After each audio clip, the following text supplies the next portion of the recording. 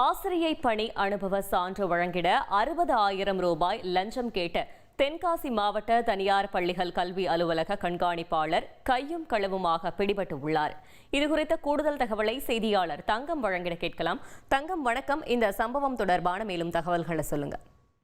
வணக்கம். அதாவது தென்காசி மாவட்டம் சங்கரன்கோவில் பகுதியைச் சேர்ந்த ஆசிரியர் ஒருவர் திருவேங்கடம் தாலுகா சிவல்குளத்தில் உள்ள செயின்ட் பவுல் மெட்ரிக் மேல்நிலைப் பள்ளியான தனியார் பள்ளியில் பணிபுரிந்துள்ளார்.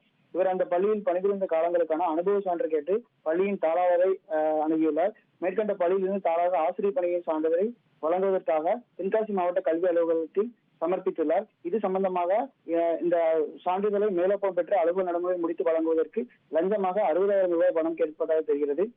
இதனால் லஞ்சம் கொடுக்க விருப்பமில்லாத தாளாளர் லஞ்ச ஒழிப்பு துறையில் தகவல் கொடுத்ததன் பேரில் இன்று ரசாயனம் தடவிய ரூபாய் 60,000 மதிப்புள்ள தாள்களை பள்ளியின் தாளாளர் நாகராஜ் என்பவர் அலுவலகத்தில் வைத்து அலுவலக கண்காணிப்பாளர் சுரேஷ் குமாரிடம் கொடுத்த பொழுது மறைந்திருந்த தென்காசி லஞ்ச ஒழிப்புத்துறை போலீசார் அவரை சுற்றி வைத்து கைது செய்து இந்த சம்பவம் பகுதியில் பெரும் பரபரப்பை ஏற்படுத்தியுள்ளது.